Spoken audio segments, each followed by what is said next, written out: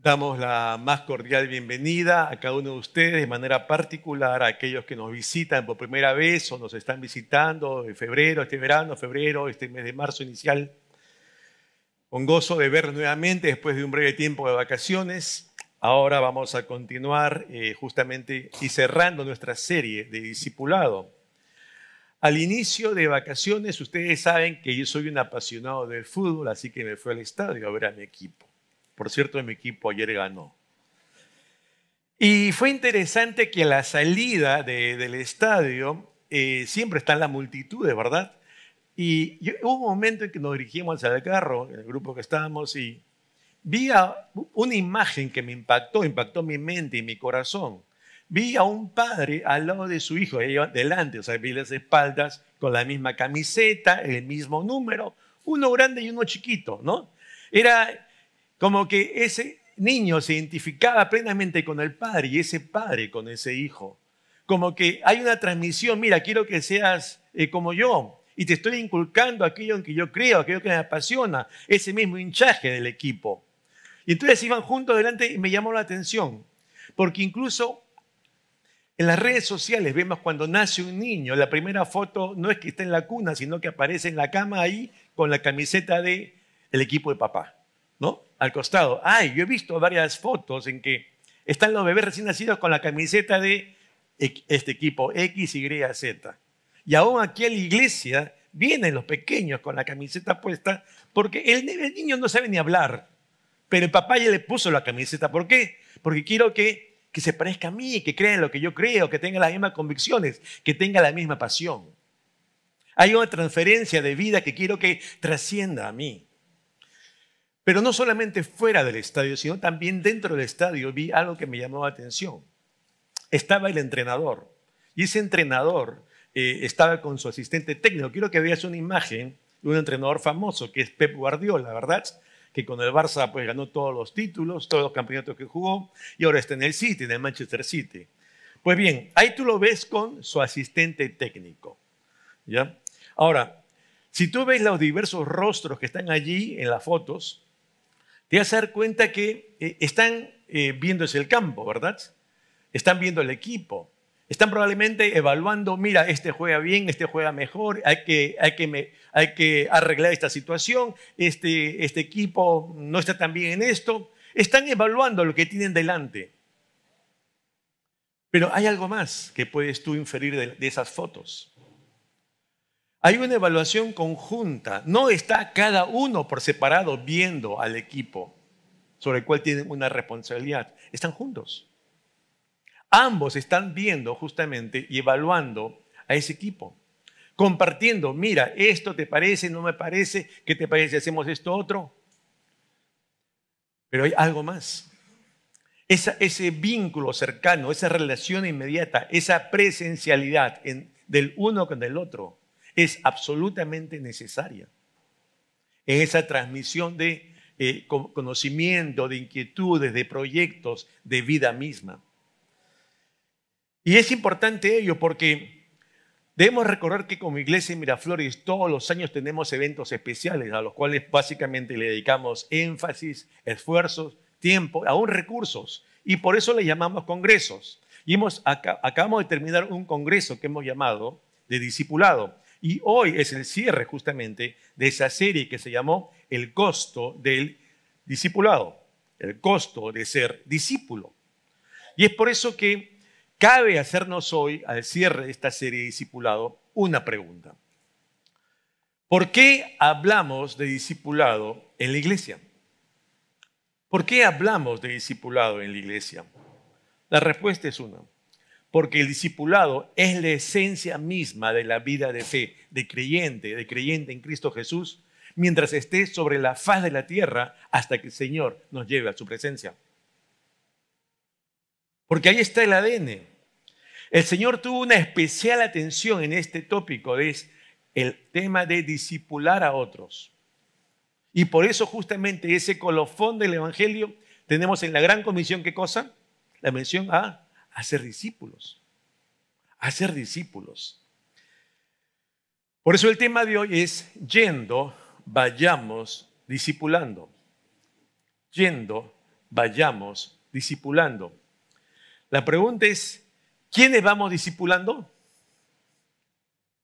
¿Quiénes? ¿No te escucho? Todos. Ahora quiero hacerlo en singular. ¿Quién va discipulando? ¿Quién? Ok. Entonces te das cuenta que no solo es una pluralidad que nos compete a cada uno de los creyentes, a ti y a mí que estamos aquí, a ti que nos escuchas en las redes o verás este video mañana, sino que a cada uno de nosotros nos compete el asunto de hacer discipulado. Ser un discípulo y hacer de otros discípulos. Por eso, cuando estamos frente al asunto de discipular, tenemos que considerar lo siguiente, que es un accionar continuo Hay un accionar continuo en el discipular. No se trata como que, bueno, vamos a preparar la comida, entonces empezamos, poner la sartén, la cacerola, los ingredientes, ya está todo cocido, frito, ya, apago, se acabó, ya acabé. En el discipulado no hay ya acabé. ¿Cuándo acabas? Cuando el Señor te lleva a su presencia. Arrancas y no tiene fin hasta que Él te lleva. Y eso vamos a verlo y compartirlo esta mañana. Y para eso quiero invitarte que tú abras la palabra de Dios allí donde estás, en tu Biblia física, electrónica, y me acompañes con algunos pasajes que están al final de los 4 evangelios y al inicio del libro de Hechos de los Apóstoles. Mateo 28, versos 19 y 20, que dice, por tanto, id y haced discípulos a todas las naciones. Jesús, hablándole a sus discípulos, ustedes hagan discípulos, y les dice también, ustedes bautícenlos, bautizándolos en el nombre del Padre y del Hijo y del Espíritu Santo. Ustedes enséñenles a aquellos que van a ser sus discípulos que guarden todas las cosas que os he mandado. Es decir, ya ha habido un trabajo preexistente de parte de nuestro Señor Jesús de Nazaret con sus discípulos y ahora hay una delegación de ellos para que ellos lo hagan con otros. ¿Quién está llamado a hacer este discipulado? ¿Quién? Yo. No se lo infieras, no se lo arrojes a otro. ¿Quién tiene que ser discipulado? Yo. Cada uno de los que estamos aquí. Y eso debe quedarnos bien en claro. Marcos capítulo 16, verso 15. Y les dijo, id por todo el mundo y predicad el evangelio a toda criatura. Ok, estamos hablando de compartir ¿qué? Las buenas nuevas. Ya no solamente hablamos de ir a todas las naciones, todas las etnias, todas las razas, toda la gente, sino también ir por todo lugar. ¿Qué cosa? Anunciando el evangelio, predicando el evangelio. ¿Y a qué nos recuerda, a qué nos debe llamar ello? Es exponer a la gente delante de la palabra de Dios y que la gente tome conciencia de su propia condición de pecador delante de Dios. Y por eso ese mensaje, desde el inicio, por Juan el Bautista, validado por Jesús en su primer ministerio, allí en sus primeros mensajes, arrepentíos y convertidos, ¿te acuerdas? Porque el reino de los cielos. Es decir, la proclama del evangelio, de las buenas nuevas, está llamado a que ese hombre y esa mujer que va a escuchar de ti y de mí, tiene que tomar conciencia que tiene que arrepentirse de sus pecados y de su condición personal delante de Él. Esa es la proclama del evangelio. Y frente a ese estado, esa condición, hay buenas nuevas, que es el evangelio, que Cristo Jesús vino para darnos salvación. Frente a este estado de condenación, hay salvación eterna de pura gracia, por fe. Pero a ello nos llama, y eso es lo que indica. ¿Quién está llamado a hacer esta proclama del evangelio? ¿Quién? ¿Quién? Yo, claro, cada uno. No solamente quien está hablando aquí, sino cada uno, cada creyente en Cristo Jesús está llamado a hacer esta proclama. Lucas 24, versos 46 al 48. Y les dijo, está hablando Jesús, así está escrito y fue necesario que Cristo padeciese y resucitase de los muertos al tercer día y que se predicase en su nombre el arrepentimiento y el perdón de pecados en todas las naciones, comenzando desde Jerusalén. Y vosotros sois testigos de estas cosas. Está hablando otra vez de compartir y cosas, el Evangelio, ¿verdad? La proclama del Evangelio. Pero hay una parte final a considerar. Jesús les dice, esto estaba escrito, esto debió cumplir, se cumplió. Tú recuerdas a Lucas escribiendo lo que habéis visto y oído, ¿verdad? Eso es ser un testigo. ¿Qué es un testigo? Es aquel que vio directamente, oyó directamente algo que estaba delante de sí. A mí me consta porque yo estuve allí. Yo no puedo ser testigo de algo por un video que vi en Facebook. Yo no puedo ser testigo de algo que vi en un reel. Yo soy testigo de algo que estuvo delante de mí y yo te oí, yo te vi, yo te escuché, tú actuaste así. Yo soy testigo de eso. Ese es un testigo. Y le dice Jesús, todos ustedes han visto para qué vine. Y ustedes han visto y oído y son testigos de esto. ¿Y qué implica ser un testigo? Dar testimonio.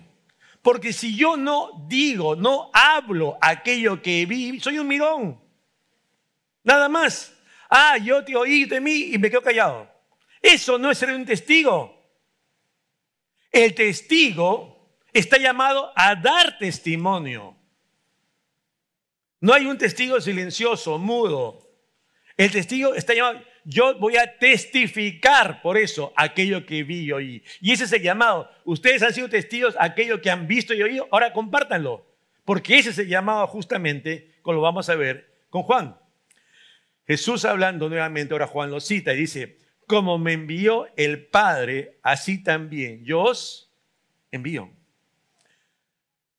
No se trata solamente de mí. Y Jesús dijo, yo tuve el encargo del Padre y cumplí, obedecí. Pero así como Él me envió, ahora yo los envío a ustedes, y discípulos. Que esto que ustedes han visto y oído no se quede en ustedes, sino que ustedes ahora lo transfieran a otros. Esa es parte de ser un testigo, esa es parte de la comisión, esa es parte justamente de llevar adelante la proclama del Evangelio y allí se traduce también el discipulado. Hechos 1:8. Pero recibiréis poder cuando haya venido sobre vosotros el Espíritu Santo y me seréis, ¿qué cosa? Testigos. ¿Cómo va a ser testigo si está mudo? Imposible, ¿verdad? Me seréis testigos, por eso implica en Jerusalén, en toda Judea, en Samaria y hasta lo último de la tierra. El ser testigo entonces no queda solamente con que yo vi, sino con que yo llevo a compartir a otros aquello que vi, con que yo llevo a compartir con otros aquello que sé, con que yo llevo a compartir a otros aquello que aprendí del Señor. El contexto entonces de todos estos pasajes, recuerda, es Jesús ha resucitado y está previo a la ascensión. Y en ese tiempo final que está con sus discípulos, justamente están los evangelistas escribiendo todo esto. Y el enfoque de Jesús a puertas de ascender es discípulos, chicos, hijos, amigos. Sé que hay cosas que cada uno tiene que ver, hay cosas que cada uno del diario andar, cada día tiene que tratar, su casa, su trabajo, su negocio. Mi hija está postulando un trabajo, no le está yendo bien a mi hijo en la universidad, no me alcanza la plata. Hay 50 cosas, está bien, es parte del día a día y no hay que olvidarnos de ello, es importante. Pero lo que nos dice aquí el Señor, que a los creyentes, a los cristianos, es no nos ensimismemos solo en ello, solo en nosotros, sino que nuestra mirada debe estar también puesta en otros. Así como el Padre me envió, yo también os envío. No te quedes solamente viendo lo tuyo. Considera, hay un mundo allá afuera, que es allá, que necesita también conocer de esas buenas nuevas del Evangelio y necesita también ser discipulado. Y es por eso que, a manera de resumen, ¿cuál es el llamado del Señor? es este: anunciar el evangelio y hacer discípulos, diría, desde tu casa hasta el último de la tierra. Ahí está congregado todo. Anunciar el evangelio a cada criatura, ¿verdad? Y hacer discípulos, empezando por casa, porque ahí te conocen mejor que nadie, y desde allí hasta lo último de la tierra. ¿Por qué? Porque recuerda que hay multitudes allá afuera que necesitan conocer de esas buenas nuevas que tú conoces hoy. Es ese evangelio que el Señor Jesús nos dio, tal cual está escrito. Y es por eso que necesitamos considerar esto. La iglesia no es un local, no es un recinto con 4 paredes. La iglesia es gente, creyentes, nosotros, personas, los creyentes en Cristo Jesús, redimidos por la sangre del Cordero. Y entonces nosotros, la iglesia, cada uno, yo, cada uno de nosotros, es el que tiene que considerar justamente eso. Que aquí venimos a la iglesia, a este local, a capacitarnos. ¿Para qué? Para ir afuera al mundo. A ese mundo que no conoce de Dios. A ese mundo que ha desdibujado a Dios. A ese mundo que rechaza a Dios. En el cual nosotros estamos llamados a hacer luz. No aquí dentro de la iglesia. Si hay luz y todos somos luz, entonces será brillante. Pero afuera está la oscuridad. Afuera está la noche. Afuera están las tinieblas. Imagínate una calle en un vecindario donde todos los semáforos, los postes de luz de noche están todos apagados. Parece un callejón, ¿verdad? Y de pronto, uno de los postes, una luz, se enciende. Esa luz como resplandece en medio de la oscuridad. Podemos venir aquí a la iglesia y capacitarnos, pero no para quedarnos y ensimismarnos en la iglesia. Nuestro llamado es ir a ese mundo en tinieblas y ser luz allí. Aquí no somos luz allá, donde hay oscuridad. Y es allí entonces donde esas personas, esas multitudes, hombres y mujeres, pueden llegar también a conocer el evangelio del Señor. Pueden también tener la oportunidad de que Dios transforme sus vidas. Él las transforme, no nosotros. Y Dios cumple también sus propósitos en sus vidas como también en nuestras vidas. Hay un dicho que dice, uno no puede dar lo que no tiene. Pero también uno no puede enseñar a otros lo que no sabe. Por eso hay que capacitarnos. Pero hay uno creo que es también trascendente. Pero tampoco uno puede influir en otros más allá de lo que uno mismo vive. Uno no puede influir en otros más allá de mi propia vida, tal como soy. Por eso no se trata solamente de conocimiento de las Escrituras. Es bueno que cada uno sea un eximio dominador de la exégesis bíblica. Fantástico, sería ideal. Pero no se trata solo de conocimiento bíblico. Se trata de una vida cristiana integral, donde mis hechos y mis dichos sean coherentes y concordantes con el escrito está, con lo que Dios dice. Es entonces, como yo le llamo, es un asunto de poner en práctica la Escritura en mi vida, en cada decisión, en cada acto. Lo que yo llamo en nuestra vida de fe. Puedes llamarlo de otras maneras, no es un tema sustancial. Pero es la vida de fe, la vida diaria, la vida práctica.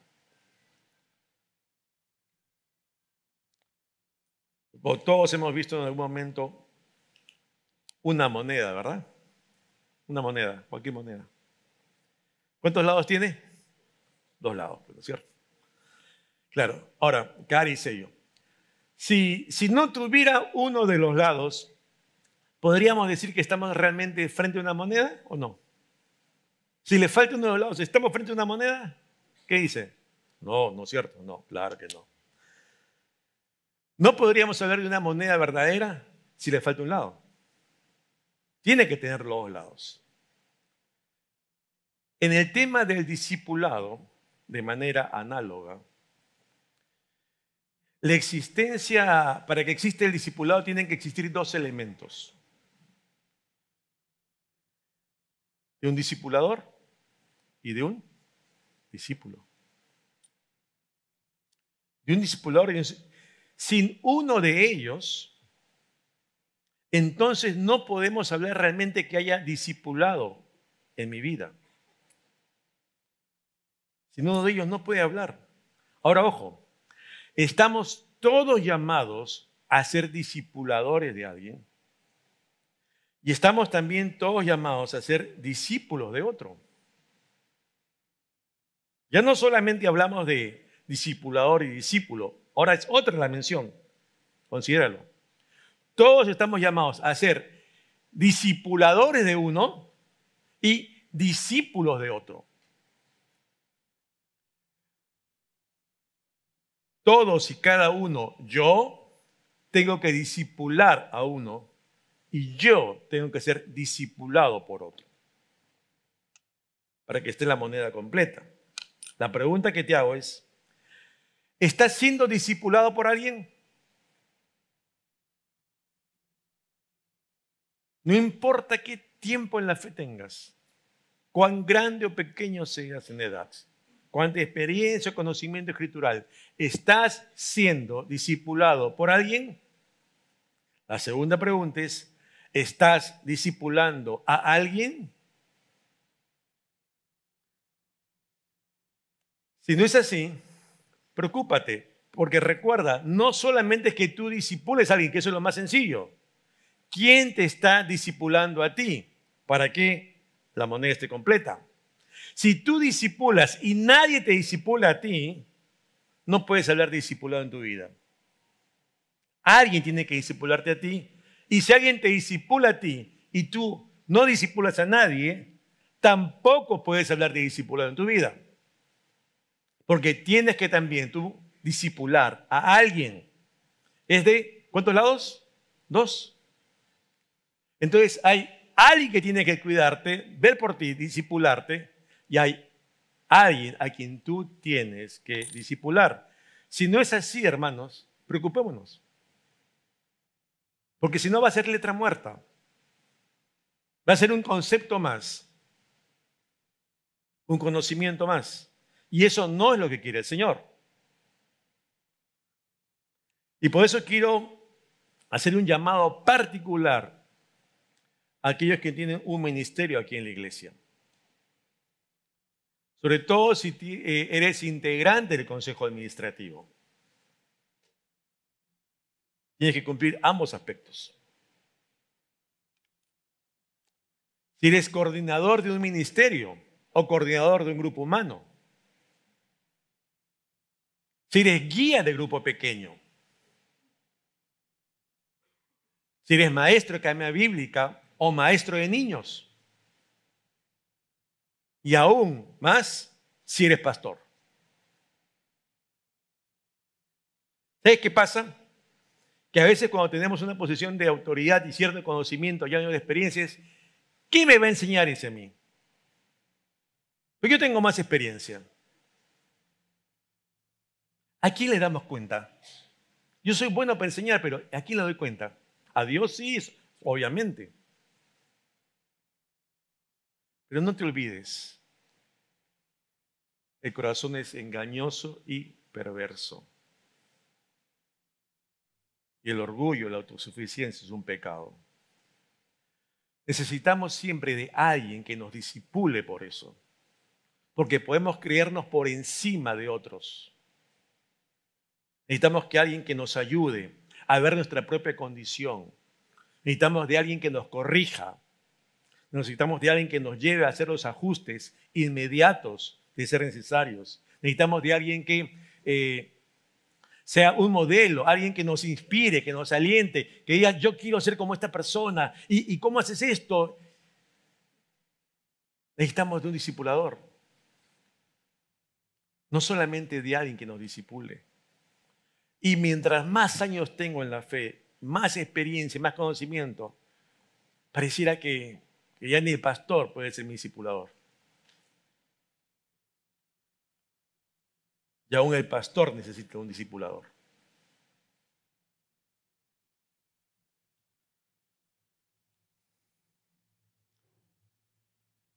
El discipulado, por eso, recuerda, es de doble vía. De doble vía. Yo tengo que discipulo a uno y soy discipulado por otro. Eso implica el discipulado, para que sea realmente, yo pueda hablar con autoridad de discipulado en mi vida. ¿Por qué ser y hacer discípulos? Porque no es una alternativa, no es una opción, no es una prerrogativa que quede a mí, es, bueno, me gusta, no me gusta, tengo tiempo, no tengo tiempo, me parece, no me parece, estoy de acuerdo con Dios, no estoy de acuerdo con Él. No hay opción, es un mandato. Y frente a un mandato de lo alto, un mandato divino, solo tengo dos variables. O soy obediente o desobediente, o digo que sí, te obedezco, Señor, o digo que no. Y cada uno asumirá sus consecuencias. ¿Verdad? No hay más posibilidades. Sí o no, te obedezco o no te obedezco. ¿Por qué? Porque el tema del discipulado nace en el corazón de Dios. Porque Él sabe lo que tú y yo necesitamos. Porque Él sabe nuestra fragilidad y que necesitamos invertir vidas, nuestras vidas en otro y recibir también la influencia de otro en nosotros. Para vivir, ¿sabes qué? Una vida de fe correcta. No solo en la iglesia, sino sobre todo ¿dónde? En el mundo, empezando desde casa. ¿Y por qué empezando desde casa? Porque ahí te ven en pijama. Ahí te ven tal como eres, sin tapujos. No te ven como en la iglesia, todo lindo, bonito. No. Aquí todos somos luz. En cambio, en casa, ahí sí. Y te aseguro que siempre hay en casa, hay alguien que es la joya de la corona que te dice, pero ¿por qué eres así? Te dice A, B, C, D, te dice todo tu defecto, todo tu problema, todos tus errores. Algo que los predicadores saben es que tienen un crítico por excelencia. Y no es alguien agudo de la congregación, es su esposa. Siempre. Pregúntale a todos los predicadores. Pero en casa hay alguien también. Hay alguien que nos va a decir nuestras cosas. Y dale, y dale, y dale. Y tú dices, ¿hasta cuándo? Ya cállate. La pregunta es, ¿no tendrán algo de razón? ¿No estará diciendo algo de verdad que yo sencillamente no quiero, no por no dar la razón, sino no quiero cambiar? Y debo cambiar. Y debo dejar que el Espíritu Santo obre en mí y transforme y pueda hacer luz. No pues aquí le venía Benavides, sino empezando. ¿En dónde? En casa. ¿Quién? Yo. No voy a pedir al pastor que vaya a tu casa a hacer luz allí. Cada uno en su propia casa, empezando. Y de allí hasta dónde? Hasta el último de la tierra. Pues. Pero empezando por el lugar más próximo, donde estamos, donde vivimos.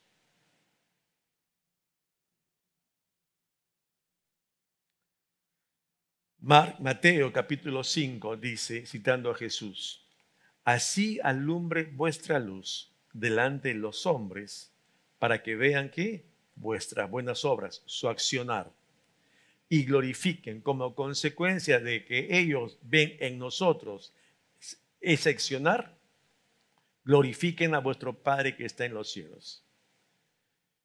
¿Quién está llamado a portarse bien? No el que está en casa, sino nosotros que decimos ser creyentes. Allí, empezando allí, en casa, en el trabajo, en la bodega, cuando bajo del edificio y me encuentro con el guardián, cuando estoy manejando y alguien se me cruza y quiero responder y entonces no debo responder. En todo lugar, en todo momento. Allí estoy llamado a ser luz. Ahora bien, Algo trascendente en la vida cristiana, en la vida de fe, es que necesariamente se dan las relaciones bilaterales y empezamos con Dios, con Dios, con Dios primeramente. Y por eso es que tenemos que aprender, en primer lugar, a entrar en ese secreto de Dios, en nuestro devocional, en ese tiempo a solas con Dios, en el cual Dios, y en esa relación cercana, va a revelarnos por medio de su palabra nuestra condición personal.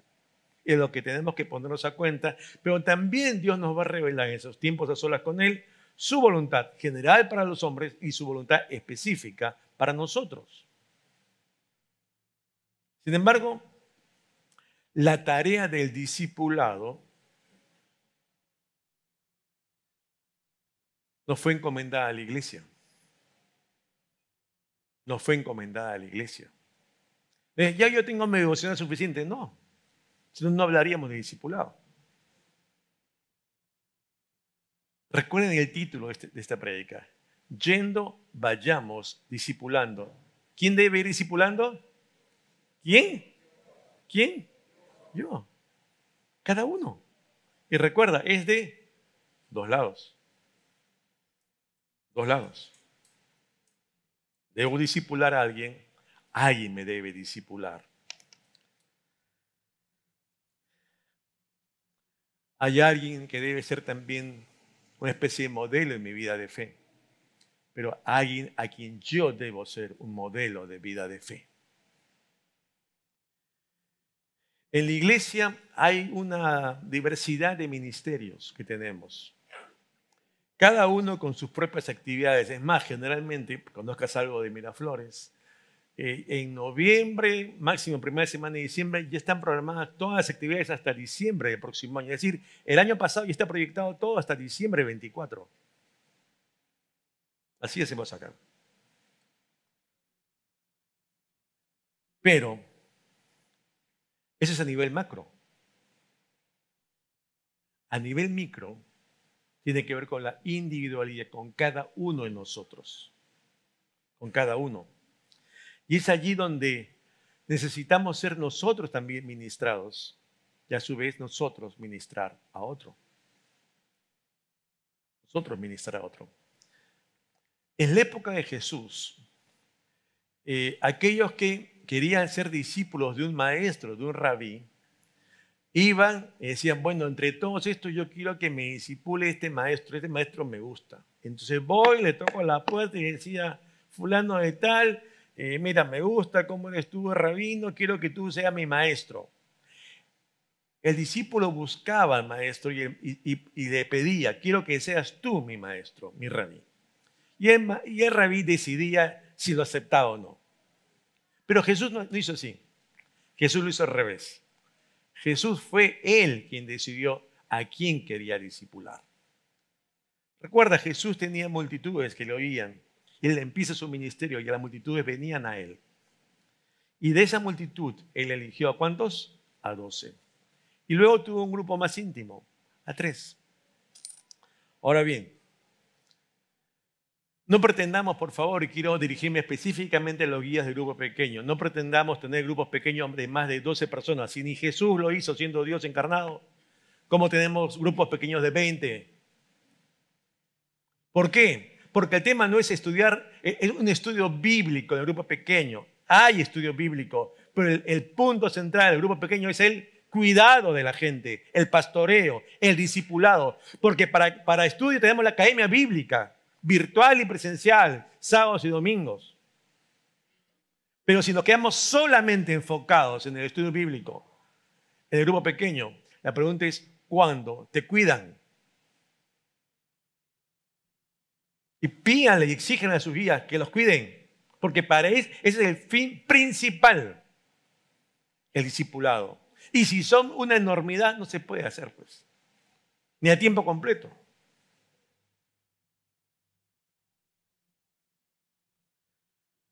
Juan 15 dice, no me elegisteis vosotros a mí, sino que yo os elegí a vosotros.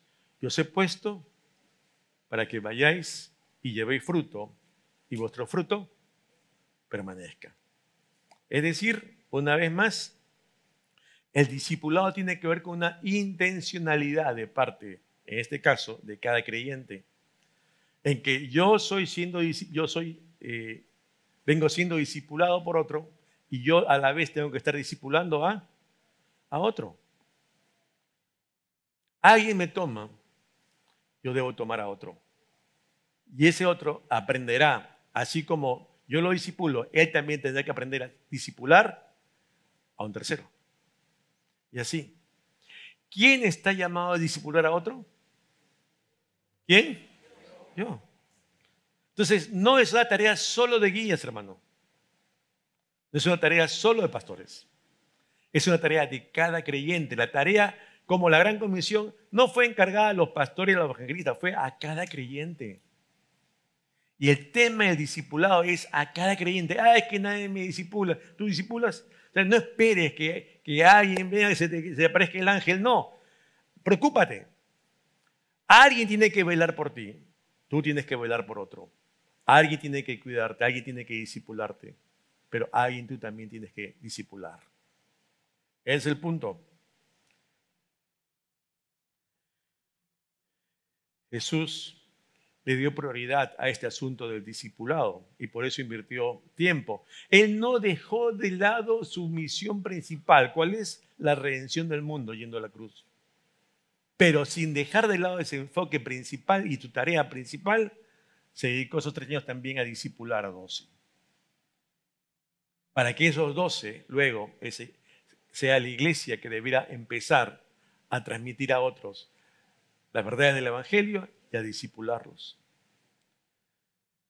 Termino diciéndote, si tú discipulas a alguien, bien, yo te aseguro, hermano, 100%, sin margen de error, pero tienes que hacerlo bien. Ese discípulo tuyo jamás en toda su vida se va a olvidar de tu servicio de amor con él, con ella, de tu ministerio, de tu discipulado con esa persona. Porque va a ser tan impactante que no va a haber un día en su vida que se va a olvidar. ¿Podrá esa persona ayer fallecido? ¿Podrá esa persona ya no estar con nosotros? ¿Podrá esa persona X, Y, Z? Pero tú nunca olvidarás a aquel, primero, que te discipuló. Piénsalo. Y podrán haber luego otros discipuladores, pero siempre alguien tiene que estar.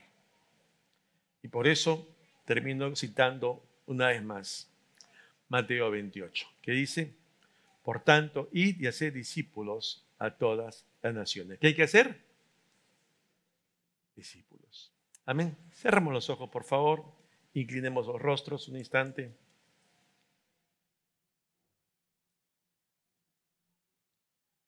Y allí en tu lugar quiero invitarte a que tú puedas evaluar tu propia vida. A esas 2 preguntas. ¿Quién te está discipulando? ¿Y a quién estás tú discipulando? Ese es el punto final, la parte práctica del tema del discipulado.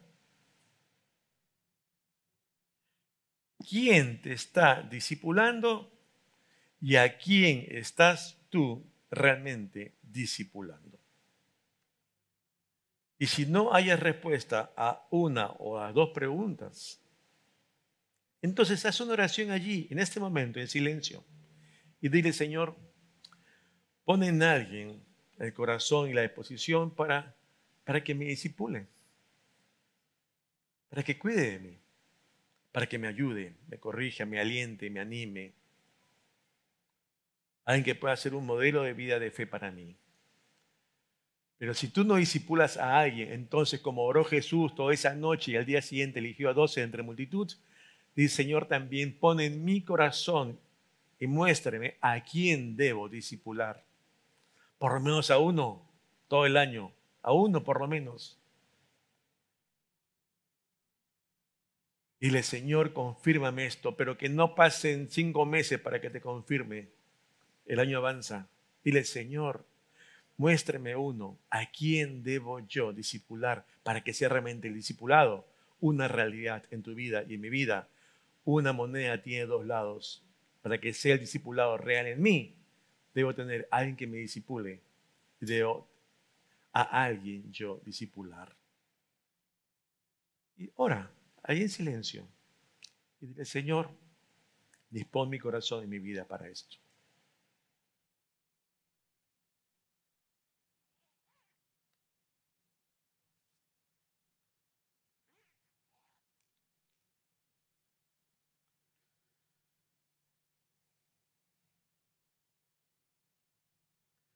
Padre, bueno, te damos gracias en esta mañana.